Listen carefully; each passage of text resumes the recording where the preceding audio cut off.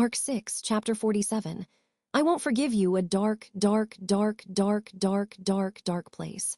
In the back of his head, the back. Myself, I, who, you, Natsuki Subaru, Meili Portrout. One Natsuki Kenishi, Elsa Granhirt, Natsuki Naoko, Petra Leite, Emilia, Shala, Beatrice, Frederica Baumann, Anastasia Hashin, Garfield Tinzel, Julius Juculius, Otto Suwin, Ram, the blue hair. Who is I am you are, I am myself is the others are I you me myself. I, Natsuki Subaru. Myself, I, Natsuki Subaru. Who I, Meili Portrout. Who I, Meili Portrout, Subaru. These thoughts spun round and round in his mind, blurring the lines between what was reality and what was not. They were fused together as one, blending as one, becoming entwined as one, feeling affection as one, hating as one, suffering as one, loving as one, desiring as one, killing as one, wishing as one, destroying as one, threatening as one, understanding as one, crying as one, laughing as one, not understanding as one. You can only be yourself. Others can only be themselves. There was no room for compromise, no compromise out of pity, no chance to engender a compromise, no being considerate to each other. There was nothing at all in the end. Emilia, Subaru. Shaking his head back and forth, he exerted himself in trying to extract the thorn of the so-called other person from his own inside with utmost effort. Emilia and Beatrice both gently hoisted him up by his shoulders and propped the struggling boy up from his left and right. Whilst feeling traces of the two's worries on their cheeks, the boy, the individual who should be called Natsuki Subaru, was attempting to determine the boundary between his own self and others. He was struggling in his attempt to regain himself. A swirl of thoughts clouded him. The correct answer disappeared due to the whirl of emotions melting together inside him. His lungs were convulsing. If he were to feel his throat now, he would realize that his breathing had become painful. From within his neck, he was experiencing a severe sense of pressure. A fear that he would suffocate was slowly assaulting him. The sensation of impending death once again revived within him. The feeling of wanting to vomit surfaced inside him and caused warm tears to stream out of his eyes. Subaru. While confronted by this horrible feeling, Subaru slowly and carefully tried to exclude that which would not define him from within him, struggling to establish his own personal identity. First-person pronouns, second-person pronouns, memory, recollections, impressions, feelings, identifying that which belonged to the other person and distinguishing between them. Just like that, if he sifted through what was not his and removed the stuff that had gotten blended together, he would go back to as he was. Otherwise, this state, in which they were fused and blended together, would never peel off. It was himself and the little girl who had been killed by his own hands that were mixed together into a hodgepodge of stranger. Natsuki-kun, what the heck did you see? Are you able to tell us? Subaru. During his immersion into his current identity crisis, a voice had called out from in front of Subaru. He looked towards it. Right in front of him, at the same level he was crouched at, a person with pale, turquoise eyes was squinting at him. Anastasia, no, was it Echidna now? In any case, it was that girl. Despite Subaru having such recognition, Echidna's eyes remained quite serious, and she continued to speak. Anastasia, I sympathize that you are in a tough spot, but the current situation we are all in is quite grave. If you are able to, we need information as soon as possible. That way we do not make any mistakes when dealing with this. Emilia. Wait, Echidna. Just now, Subaru experienced something terrible. Anastasia. Of course, I know that. I also appreciate that his recklessness was something he did for us, you know. That is why we ought to have a duty in responding quickly to his judgment. Subaru could only let out a hoarse breath, as Echidna's assertions pierced through Emilia's attempt to defend him. Whilst talking, Echidna's gaze for a moment turned towards the fallen book on the floor behind him. Taking a look at the thick black binding of the book, Echidna continued her speech with a because. Anastasia, the little girl who accompanied us, is missing. Furthermore, a book which seems to match with the little girl's name was found in this library, which records the memories of the dead. This situation is serious. We cannot afford to be treading water here. Emilia. Yeah, but Emilia was incapable of finding a rebuttal against Echidna's low, insisting tone of voice. In fact, Echidna's complaint was justified. In this messed-up situation, the only one to possess vital information was Subaru. Taking everyone's feelings into consideration, it could be said that everyone here had no time to spare to calm down. As she knew that, Echidna was prepared to be blamed, so with a steeled heart, she raised her questions at Subaru. At hearing her resolve, Subaru grit his teeth again and placed his hand against his throat. With all his strength, fighting against the feeling that he could not breathe, he shut his eyes. And, Anastasia, let me try asking again, Natsuki-kun. What did you see inside the bow, Subaru? I saw Meili's memories, Anastasia. Subaru responded with perfect honesty to Echidna's questions without attempting to deceive her. Just as he said that, to her side, Emilia held her breath, and in front of him, Echidna closed her eyes. Next to them, Beatrice, Julius, and Ram each respectively had expressions of worry and grief floating across their faces. The Book of the Dead had shown Subaru Meili's memories. There was not a single person here who would not be able to understand what that meant. Could there have been a mistake, and the memories in Meili's book had been laid out there by some error? How easy would it have been to comfort oneself by clinging onto such futile hope? However, in this place, he was not alone in not wanting to surrender himself to this deception and escaping towards the more comfortable option. Especially for the girls right next to Subaru, whose cheeks had stiffened in distress trying to bear this.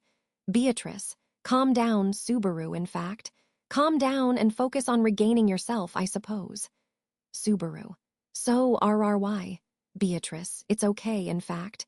Right now, you can rely on Betty, I suppose. This isn't just your fault, Subaru, in fact. Don't beat yourself up, I suppose.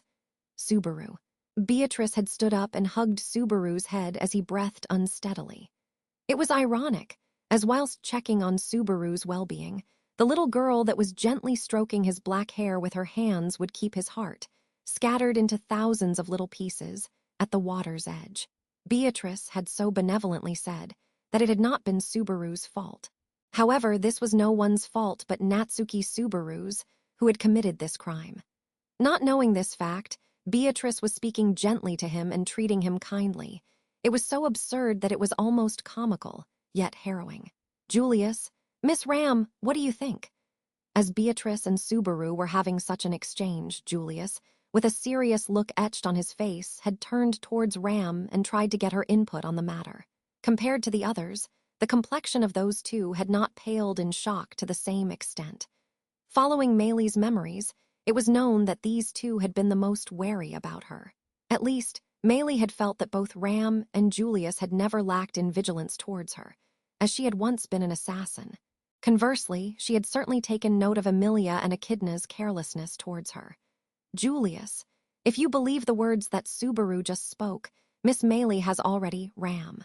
There is no way Barusu would be skillful or cold-hearted enough to conjure up a lie in this situation. I am certain that the book is Meili's. To make sure, we could have someone else check it. Holding her slender arms, Ram glared down at the book still lying on the floor. Following that speech, Julius frowned in thought and stated, Julius, if I were to. Ram, would there even be any leeway for you, since you would be reading one of these books for a second time? So to speak, what if doing it a second time means you end up in the same state as Barusu? Of course, we could also presume that it has only resounded to this degree in Barusu due to him being immature and inexperienced. Julius. Ram. But unfortunately, when it comes to whether your current mindset can be said to be more stable than Barusu's, Ram has not evaluated it as being any better. Standing up stiffly, Julius held his breath as he heard Ram's words, who had narrowed her light pink eyes. However, he quickly shook his head and said, That's reasonable. Julius, it is bitter, but I have no basis to reject the words of Miss Ram. Yesterday, when I acted in this predicament so selfishly and arbitrarily without consulting anyone, I am definitely not qualified to do this at all. Anastasia, I am sorry, but I also agree. Echidna raised her hand and barged her way into the conversation after hearing Julius's self-deprecating words. And whilst fiddling with the white scarf wrapped around the base of her neck, Anastasia. However, the basis of my argument is not the state of mind Julius is in. Purely, I am only stating my opposition to this because, from looking at the state Natsuki-kun is in, it is too dangerous to try this. Ram, it is pretty much a fact that it is dangerous. It is quite obvious that this situation is very much twisted. Julius, indeed. Compared to last time, it seems that the influence from reading the book is much stronger. The only question is whether this is down to reading the book more than once or whether it is due to the specific book you read. Ram, maybe it is both the number of times you read it and who the book belongs to. As Ram and Julius rack their brains, Echidna nods at the two with an awe. Anastasia. Simply put, could there be a mechanism where the burden increases the more books you read? Or, perhaps, could it be that it warps your mind due to seeing the memories of a person that was close to you? I think the possibilities are divided into two. Ram, a person close to you, huh? Echidna had raised her fingers, and to her conjecture, Ram turned towards Subaru. Seeing her glaring at him, Subaru desperately tried not to scream from where he was, his face pressed against the middle of Beatrice's delicate chest. Most likely, Echidna's guesses were correct. The reason why Subaru's heart had suffered so much damage was due to her latter guess. The cause of this burden was likely because he had looked at the memories of someone he was quite well acquainted with. People involved in closer relationships, those fresh records of life would bring a greater impact. It was natural that people would be more interested in close companions than in people they had more distant relationships with. Subaru also wished this as a fact. As a matter of fact, Subaru and Meili's minds had almost merged together, and he was coming to grips with that he wanted to know her. As a result, Subaru had come to face the unfathomable emptiness in the depth of oneself. That young girl had been carrying this feeling of emptiness for all of her life, Emilia. Anyways, we can't sit still without doing anything. Let's go and search for Meili. A strong feeling of silence echoed across the room. It had been Emilia who had looked up firmly with both of her hands placed upon her chest and said this. Emilia had gained everyone's attentions in the library, and Subaru widened his eyes at her words. Subaru, search. Searching, what the heck? What was the meaning of this? Meili, she damn, but I am already dead. Even though they never even cared about her before she died. Emilia, even if we find her, it's probably too late. If only we had been with that girl, but probably we couldn't have. But at the very least, we need to find her body. Subaru. Emilia, so no one at all knows where that little girl could have wandered off to? First of all, we shall find her, and after that, we will see what we can do. Let's go search for her. Emilia's words were not solid. They were far off from being reliable and wise. What was the point of this? The insistence of the me inside Subaru remained unchanging. Moreover, it should have argued that it was a useful way of using time, if it was being a realist. However, no one in this place opposed Emilia's suggestion. There was not a single person who would flatly deny her and say that was erring. Therefore, what followed Emilia's proposal was a realistic discussion on how to go about searching for Meili. She announced that they would split into groups to search for her. Emilia, we have no choice but to change our plan for today. We need to split up and search for her. Ram. Before we do that, Ram will go and check to see if Rem is safe. Before going out to call for Emilia-sama, Barusu, and everyone else, I was with her in the spirit's room. I will go back now, once again. Julius, that's okay, Miss Ram. Subaru, it seems like a cruel thing to ask, but I want to make sure. Did you also happen to see Miss Meili's last moments in her Book of the Dead? Subaru hesitated to answer Julius's carefully worded inquiry. The answer to that question, on whether he had seen Meili's last moments, was a yes. Subaru had experienced the very moment in which Meili's life had been snuffed out. Her neck had been strangled, her consciousness had slipped away as she was being choked, her thoughts had been filled with hatred and despair, and then it had stopped abruptly. It must have been in that very moment that her life had ceased. It was Natsuki Subaru who had experienced this, and had been complicit in hiding the girl's corpse. Natsuki Subaru was helping the man who killed me. The Natsuki Subaru who knew me was helping none other than Natsuki Subaru, the most detestable in this world.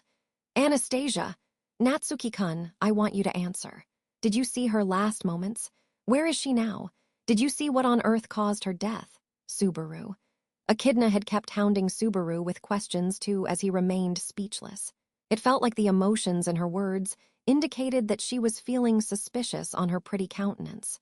Her words made him feel on edge. His heartbeat quickened, his back started to sweat. He feared that Beatrice, by his side, could notice this. In fact, Subaru wondered if everyone knew that he had some involvement in Meili's death.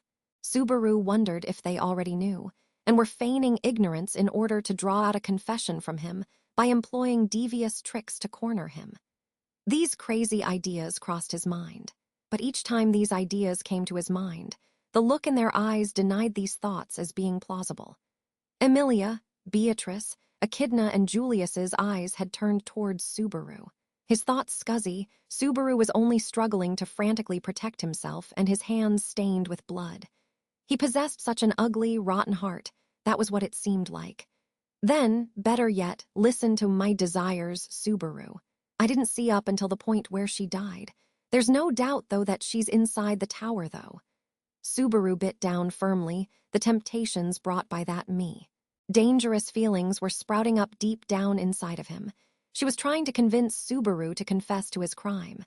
That was the sweet curse left behind by Meili Portrout. These thoughts were certainly newly born within Subaru. They wanted Emilia and the others to find Meili's dead body. Find her, mourn her, repent for what had happened, make him feel sorrow. The thoughts inside of him wanted to relieve the emotions coiled within his heart. He was getting to the point where he too no longer knew who out of Natsuki Subaru, myself, and Natsuki Subaru desired what. Anastasia, do you have any strength left to read the book again? Beatrice, Echidna. Echidna had thrown out a suggestion at him which could be called completely ruthless, as he struggled to decide on what he wanted. For a second, Subaru tried to reply with a "if you say I have to do it," but before he could, Beatrice had snapped at her. While still hugging Subaru's head, Beatrice's round eyes sharpened. Beatrice, what name does Betty have to shout out, in fact? In any case, I won't let that happen, I suppose. Past this, I oppose it, for both emotional and other reasons, in fact. Anastasia, given the risks of being joined together as one, I would never have seriously recommended it. I wanted to make sure he was prepared just in case, that's all. You know, it wasn't my intention to make him do it even if he insisted. Beatrice, let us hope that was what you were really thinking, I suppose. Beatrice spoke angrily over his shoulder to Echidna, who was hastily taking back her words. Immediately after this exchange, it was Emilia and Julius simultaneously who broke the awkward silence that the two had left behind. Emilia, that's enough. I also don't agree with making Subaru do more reckless things. I also don't want us to be forever discussing this here. We need to start moving quickly. Julius, I completely agree with Emilia-sama. In these circumstances, we can assume it is very likely that an accident befell Miss Meili. Something may have happened, like slipping off the balcony or off the stairs, or she could have gone outside the tower, Shala. That's not what happened. Out of nowhere, Shala, who had yet to participate in the conversation until then, interjected to deny the concerns that Julius had blurted out. She had picked up Meili's Book of the Dead that had fallen at the woman's feet. While picking it up by its spine, she was shaking it from left to right. Shala, because if Ankle-biter number 2 had gone outside the tower, I would definitely have turned into a killing machine. What I mean by that is that no one went out Y-side. Emilia, you sure are quick to touch the book that we hesitate to touch for some reason. Shala, leaving it out on the floor makes me feel kinda anxious. Like, what if someone thinks that it's disrespectful towards the library? I don't actually want to be a kill-em-all presence, you know. With that said, Shala was throwing the Book of the Dead around her hands as if juggling it. Her attitude seemed to be one born out of fear of disrespecting the library. However, it felt more unscrupulous in effect than anything. Julius scowled at her attitude. Julius, Miss Shala, I would like for you to stop messing about with the book. You are, Shala. You guys think that my heart isn't filled with grief or something like that? I'm not sure I said such a thing. For sure, Ankle-biter number 2 clung to me quite often. I also didn't dislike number 2, but ultimately, except for Master, I don't give a fig about anyone elsey. Looking quite indifferent, Shala smiled and disregarded Julius's words. He was unable to catch a glimpse of any evil intent in what she had said. It was undoubtedly what Shala really felt, at least, that was how Subaru perceived it. In brief, she was one of those people who he found hard to comprehend certain emotions within her heart, compared to ordinary people. Actually, no.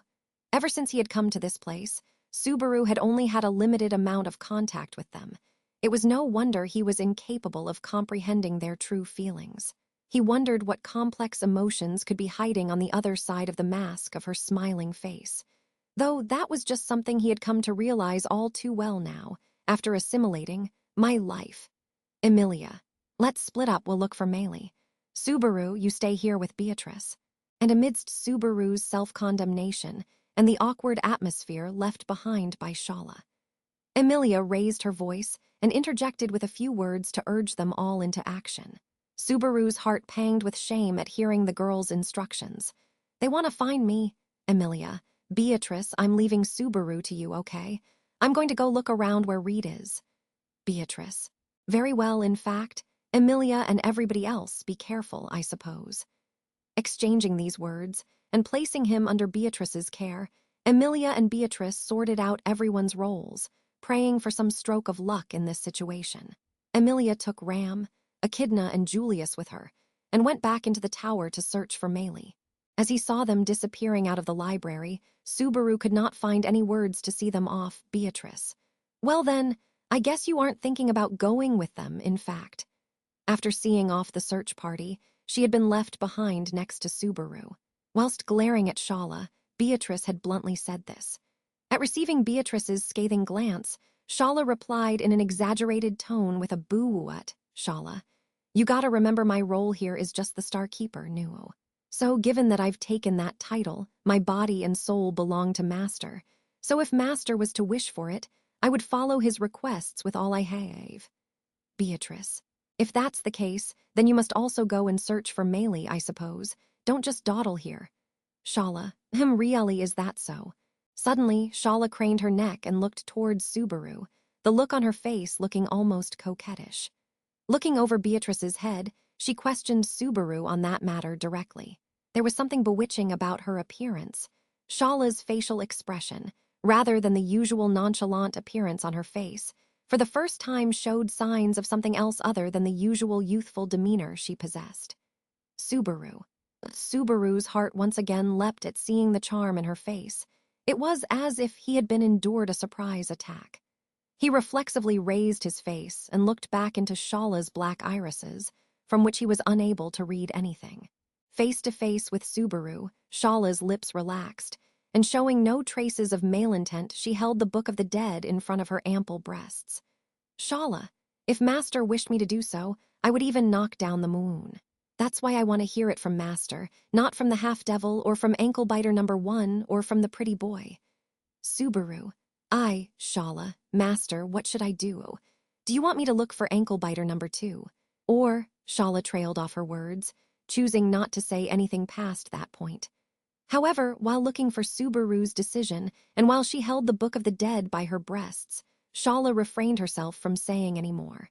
Subaru reflected, but could not come up with anything to say to her unwavering attitude. Where was the right answer deep down in himself? Subaru. His conflicted emotions towards what Emilia and the others had suggested were proof of Natsuki Subaru's current contradictory existence. Meili Portrout, her life, which by no means could be said to have been long. By having read the contents within her Book of the Dead, it had snatched away at him as it liked, as if digesting parts of him, blasphemously chewed, swallowed, and digested with an invisible stomach. Natsuki Subaru had fully savored the life of me in 2 senses. As a result, the mixed consciousnesses of Natsuki Subaru and Natsuki Subaru were divided into something which half resembled schizophrenia, having also now taken in the little girl. Subaru wanted to conceal the manner in which Meili had died. Subaru wished for them to find Meili's dead body that he himself had hidden. Subaru hated Natsuki Subaru, who killed me. And thus, contradicting wishes were born inside of Subaru, spurring him in trying to make their desires come true. Subaru, Shala, go and search for Meili. Please go and help Emilia and everyone else. Before he could even notice it, Subaru was issuing out something like an order regarding what to do about Meili. Receiving his instructions, Shala raised her eyebrows and straightened her body into a salute. Shala, roger that. If that's what Master wishes, I will do whatever you desire. Winking at him while giving him a loving salute, Shala held out the book towards Subaru. He received the book, which felt like a black weight in that moment. Shala stuck out her tongue at Subaru, whose face had scrunched up into a frown. She looked somewhat mischievous, just like she was getting her own back. She turned away from Subaru and jumped down the library stairs with one giant leap. He saw her swaying black hair gradually disappear from his sights. Feeling as if he had been released from a great feeling tension, Subaru let out a sigh of relief. Subaru, such strange things. The falsely accused Natsuki Subaru, who did not want to divulge his participation in the crime, or let them find her dead body. I, the victim, wished for them to find my body and clear the anger and regret from myself. Natsuki Subaru, the perpetrator, who murdered people and piled up acts of wickedness one after the other. All these thoughts existed alongside each other in one body. All of them loomed over and made an attempt to press Natsuki Subaru into selecting one of their choices. If he truly only cared about his own skin, he would have shut his mouth regarding Meili's life and death.